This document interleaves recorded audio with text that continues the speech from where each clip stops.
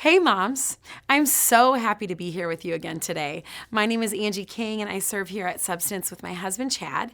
He's one of our campus pastors and I have the honor of leading worship and managing our worship teams. We have two kids, Louie, who is almost 10.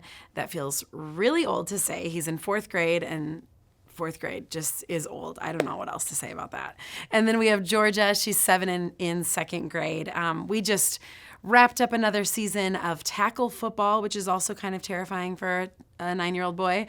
And we're gearing up for basketball for both of our kids this winter. And man, this is like my first time being a sports mom. And it is so fun. Louis played sports, throughout the years, but now Georgie's getting into them too. And it is seriously so fun to just like cheer them on and go and be a part of everything. It's just really so much fun. But also, I don't know how you moms with more than 2 kids do anything, any sort of activities. We always have to divide and conquer, one going here, one going there, everywhere. And I have no idea what we would do if we were outnumbered. So anyway, it's been so fun to explore sports, other extracurricular activities, piano, etc., dance, all this stuff with my kids over the past few years as they've been in elementary school. But one big thing that I've noticed as we've stepped in to this season of school-aged, sports-aged kids is just how many relationships are developing for them. They have relationships between them and the kids at school. They have relationships between them and their teammates. They have relationships between them and their coaches, them and their teachers. It's a lot of relationships once they're in elementary school. And I have noticed that what comes with a lot of relationships is also conflict and personality differences and navigating all of that. And I was thinking about our current season and preparing to chat with you all today, and I was reminded how important it is to have completely, fully anchored relationships. We've been dealing with some mean girl stuff at school with Georgie this year and working with her on how to advocate for herself, how to respond in love, how to kindly set boundaries with certain classmates, all of this kind of stuff. And processing through it with her got me thinking about all of our kids and how they're all learning how to have good, healthy relationships and how to formulate those. And where do they learn what that looks like? From us. Surprise, our kids learn so much about how to be people and humans from what we model to them. And so I'm going to get really practical today and talk about ways that we can be fully anchored in our relationships with our husbands so that our kids can watch that, and then we can cultivate healthy anchored relationships with our kids, who then will be able to have those same types of relationships with friends, teammates, teachers, whoever they come in contact with. And so first, before we even get started, let me start by saying these principles that I'm going to be sharing today will be based on the biblical model for marriage, but they can also be applied to any relationship in your life. So for those of you unmarried mamas out there, you can model this to your kids in any relationship that you have with a significant adult who's in their lives. Maybe your mom, your sister, your best friend.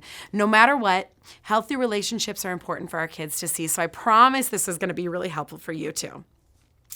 So there are actually 4 main tools that I want to share today that you can totally implement right away that are super helpful in maintaining healthy relationships.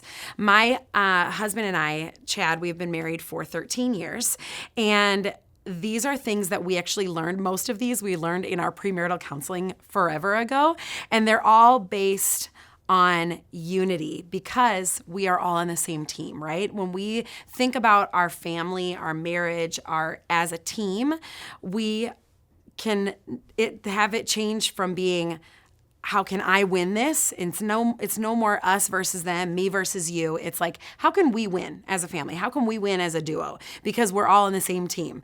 In the first part of Ephesians 4, Paul talks all about unity in the body of Christ. He tells us, be patient with each other, make allowance for each other's faults, keep ourselves united in the Spirit. Everything that he tells us to do is rooted in love. After all, as we read in Matthew 22, God's greatest commandment to us is to first love him, and then is to love our neighbors. So ultimately, these principles are going to be based in love. So first, above all else, bring things to God together. We pray together every night. We invite our kids into praying with us. We teach to them and model to them that we take everything to God right away. When we're in an argument, this is actually kind of funny, but when we're in an argument or a disagreement between each other, we sometimes will be like, okay, I just need to pray right now because it's starting to get heated and we just need to like take a moment to bring ourselves down to earth. And so we'll be like, Lord, come be with us right here. We know you're here, like all of these different things. And we'll just ask him for our help as we're like going through this conversation. And we will do the same with our kids. When our kids are crashing out or flying off the handle about something, we'll stop and pray about it. And one night, it was way past her bedtime, and she was just emotionally, her lid was flipped. She just could not calm herself down. Went through all of her stuff. She was quietly laying in her room, but she was crying. And I just hear her saying, God, help me. Just asking him to please help her as she was like trying to get her little body and heart settled to fall asleep and help calm her mind. And I just thought, man, what a beautiful thing that she's seen us do that enough that she knows I just need to take it to God right away. I'm just going to take it to him. And then another thing that we do in that is once we've reconciled any sort of disagreement, we stop and we pray and we thank God for the ability to reconcile agreements and for his help in that and for him showing us how to love one another better. And so it's always, always, always top of mind for me and top of heart to take things to God immediately. And the next one has to do with knowing ourselves and knowing others. So here at Substance, on our staff, we talk about the Myers-Briggs often. It's a personality assessment. In a nutshell, it gives you 4 letters that represent your personality. Whether you're introverted, extroverted, whether you're big picture or see details, whether you operate in emotion or logic, and whether you like things orderly and you like a list and you like to know what's happening, or whether you're like me and you just want to fly by the seat of your pants all the time. That's my personality. But we've done so many deep dives on the Myers-Briggs as a staff, and I love to kind of geek out on it. But Chad and I, we really feel like we walked into our marriage understanding each other's personalities as being different, not putting each other in a box or putting ourselves in a box, but understanding what parts of our personalities might butt heads every once in a while. And so what it does is it depersonalizes all of our arguments and disagreements, and we can actually like get over things much more quickly because it's like, oh, I'm actually realizing that right now this is what I'm feeling in my personality that's actually annoyed with whatever it is that's going on with yours. And we can just take it and be like, okay, we're just gonna agree to disagree because this is who you are, this is who I am, and we're just gonna figure it out. And so it actually makes arguments and disagreements much quicker when you can understand each other and why you operate the way that you do.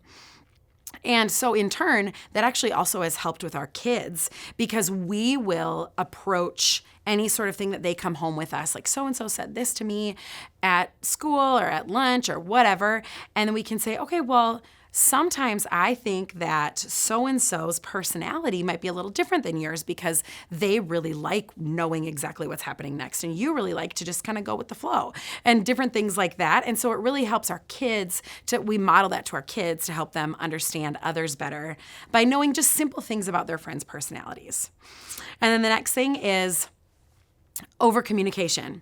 We have always agreed from the very moment that we got married that we are never going to let things fester, that we're always going to bring things up. We're always going to work things out in the moment. We've all heard that resentment spreads like wildfire, right? And we need to nip it before it burns the whole relationship down. This is something that I have seen in my friends, especially this truly is something within marriages that, it might be a little thing at first, but then you let it and it turns into a huge ordeal for you. And so we're always very quick to be like, hey, I don't know, when you said this yesterday, it made me feel a certain sort of way. I don't even really know why, but it just made me feel kind of icky inside, and I just want to tell you. There's nothing, and not even necessarily anything to fix, but I just need to get it out there. And we've actually seen this in our kids as they're super quick to bring things up to us and be honest about them. Louis will be like, Mom, when you said this to me the other day, it felt like you were getting after me. And I'm like, oh, buddy, I was just we're just trying to get out the door. No, I wasn't mad at you, but thank you for telling me. We can talk through that kind of stuff. stuff. And they realize, oh, I can like say this and it's safe to say this and nobody's going to get mad at me. We can talk about it and we can air everything and over communicate everything so that we don't let things turn into huge ordeals. And then the last one, this one is also more geared toward married couples who are running a home, but this is like evaluation. Every 6 months, we reevaluate what we're doing in our home, disciplines, habits, all of the things. We kind of stop and say what's working, what's not, what needs to change. It kind of falls into, for us, it falls into a really good rhythm to do it in January at the beginning of the year, and then in June once school ends and summer starts. And then we do it again a little bit right before school starts again in September. But we just kind of stop and talk about like, oh, okay, we're going into Christmas season. I know that I'm going to have several rehearsals a week, be home late. Could it work for you, Chad, to make dinner once a week during this season? You know, that kind of thing. Just, it's super practical stuff. It doesn't need to be necessarily anything crazy, but we will even bring up things like, hey, I've noticed I'm spending way more time on my phone than I want to. I did this just recently, actually, and I set screen time limits, and then I had Chad set the password, so I don't even know how to like ask for more time on it. He has to be the one to enter the password because I noticed that I was starting to be on it too much or whatever. And so we just kind of talk through our disciplines, our rhythms, our habits to see what it is that we can change and make better and tweak entering into the next season that we're in. And we've even actually started to invite our kids into some of these conversations because it teaches them how to constantly be evaluating how they can grow, how they can reevaluate the things that are going well. They are able to say like, I'm getting really good at XYZ. I want them to be able to be confident in who they are and in their identity, right? And so it also encourages them to make decisions on how to grow in certain areas. Like Louis just recently, he had been having some emotional dysregulation stuff when he plays on his Nintendo Switch a little too much.